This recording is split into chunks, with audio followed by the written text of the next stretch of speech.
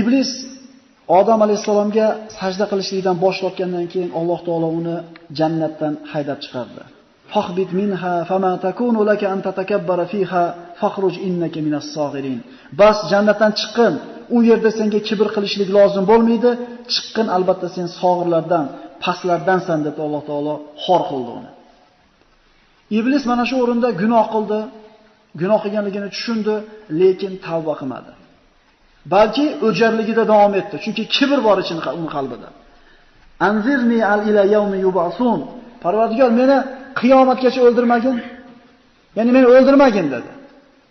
Innaka laminal munzarin, innaka minal munzarin. Albatta sen qiyomatgacha, ma'lum bir vaqtgacha o'lmaydiganlardansan degan Alloh taolodan o'lmaslik xatini olgandan keyin Allohga ahd berdi, so'z berdi. Hammana do'sti bor, dushmani borda nazarida. Birodarlar, shaytondan katta dushman bo'lmaydi. Shaytondan katta dushman bo'lmaydi. Iblis Allohdan mana shu muhlatni olgandan keyin, o'lmasligiga va'dani olgandan keyin aytdiki, seni to'g'ri yo'lingga o'tirib olaman. Mana shu odamni deb jannatdan quvildimmi? Mana shu odamni deb mana shu jannatdan chiqdimmi? Uni o'ng tomonidan, chop tomonidan, oldilaridan, ortlardan kelib juda ko'pchiligini adashtiraman. Oqibatda odam farzandlarini ko'pchiligini vala tajidu aksarahum shakirin. Juda ko'pchiligini shukr qilmayotganligini topasan dedi. Shayton gapiga javob beryapti birodarlar. Odamlarning ko'pchiligi Allohga shukr keltirmay yashayapti. Biz faqat ibodatni tushunmaylik shukr keltirish deganda. Allohning bergan kuniga rozi bo'lishlik, shukr keltirishlik. Hattoki ko'pchilik namozxonlarimizda mana shu sifat kam topiladi. Namozini o'qiydi, shikoyat qilaveradi hayotidan. Issiq bo'lib ketdi, sovuq bo'lib ketdi, qimmat bo'lib ketdi, arzon bo'lib ketdi. Allohning bergan kuniga rozi bo'lib yashashlik shukrning kattasi emasmidi? Ibodatda qoyim bo'lish shukr qilishning kattasi emasmidi? Shayton ana shu kundan boshlab jannatdan quvildi va Odam va alayhissalomga dushman bo'ldi. Alloh taolo mana shu so'zidan keyin ukhruj minha maz'uman madhura laman tabi'aka minhum la amla anna jahannama minkum ajma'in. Jannatdan la'natlangan, xor, past bo'lgan holda chiqqin.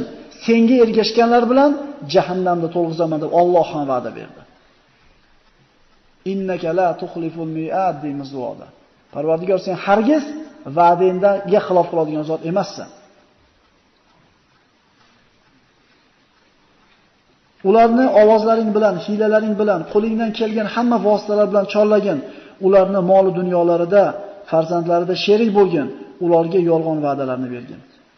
Shayton insonga faqat g'ururni, yolg'on, bo'lmag'ur narsalarni va'da beradi. Mana mol dunyosida, bola chaqasida sherik bo'lgin deyapti. Musulmon odamga sunnat bo'ladi. Ayoli yaqinlik qilganda, ovqat yeganda Allohning ismini zikr qilishlik. Mana shu ikki o'rinda shayton siz bilan bizga sherik bo'ladi, birodar. Mana kattalarimizdan eshitardik. Semiz shayton bilan arvoh shayton uchrashib qolgan ekan. Kattalarimiz biladi buni. Birodarlar, bu Sahih Buxoriyda kelgan hadis ekan bu. Keyingi davrlarda bir ilmda aslidan uzoqlashib ketganligimizda rivoyat qatori qolib qolavergan ekan bu ma'lum, lekin hadis ekan. Ana shu semiz shayton bilan oriq shayton uchrashadi hadisda kelishicha. Oriq shaytondan semiz shayton so'raydi, "Nimcha ozib ketding, necha to'zib ketding?"